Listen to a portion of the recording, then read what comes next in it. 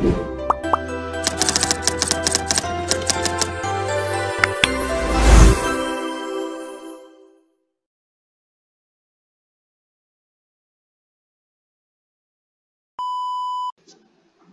morning sa'yo, Althea. Kamusta ka na? Magandang umaga din sa'yo, Mavi. Mabuti naman ako. Ikaw, kamusta ka? Maayos naman ako. So, alam mo ba, napag-usapan namin sa trabaho yung kahalagahan ng social literacy and kasanayan sa pagbuo ng good working relationship. So, gusto mo bang pag-usapan din natin to? Oo naman, bakit hindi? Alam kong napaka-importante niyan. Ano ba ang social literacy at kung bakit ito mahalaga sa pagtatrabaho? So, yun nga, napag-usapan namin sa trabaho na ang social literacy is yung kakayahan natin na maunawaan and magamit yung mga social cues, norms, and etiquette sa mga social interactions. So, sa work, ito yung mahalaga para makabuo tayo ng maayos and productive working relationship. So, halimbawa, kapag may team building activity tayo, kailangan natin ng social literacy para makipag-ugnayan and makisama sa ibang mga kasamahan natin sa trabaho. Tama ka. Talaga namang agree ako dyan sa'yo. Isa pa, sa pamamagitan ng social literacy, mas madali nating maiintindihan ang mga culture at paniniwala ng ating mga katrabaho.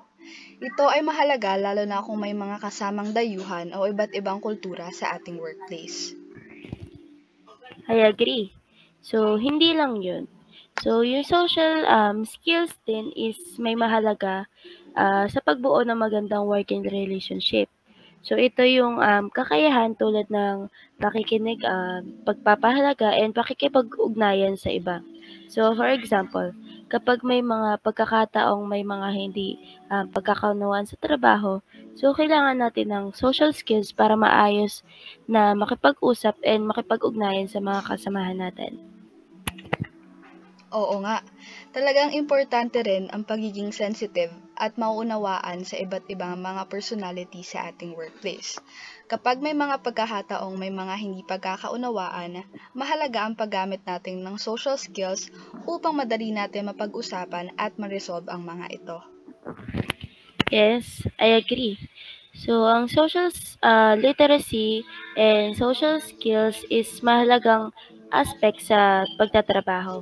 So, ito yung nagbibigay daan sa atin sa magandang working relationship and pagkakaroon ng malasakit sa kapwa and pagkakaroon ng harmonya sa ating trabaho. Talaga nga na napakahalaga nga ng social literacy at social skills sa ating mga trabaho. Kaya dapat natin itong pagtuunan pa ng pansin at pahalagahan at patuloy na paunlarin. Yes, I also agree. Kaya dapat nating palakasin ang social literacy and social skills para masigurado maganda and maayos ang ating work relationship. So, maraming salamat sa iyo, Althea, sa pakikinig. I hope magamit mo yon in the future and ma-share mo din sa iba para makatulong din sa kanila. Maraming salamat din, Mavi, sa pag-share ng mga bagong kaalaman at sigurado ako na maishashare ko rin ito sa maraming tao at magagamit ko ito sa future.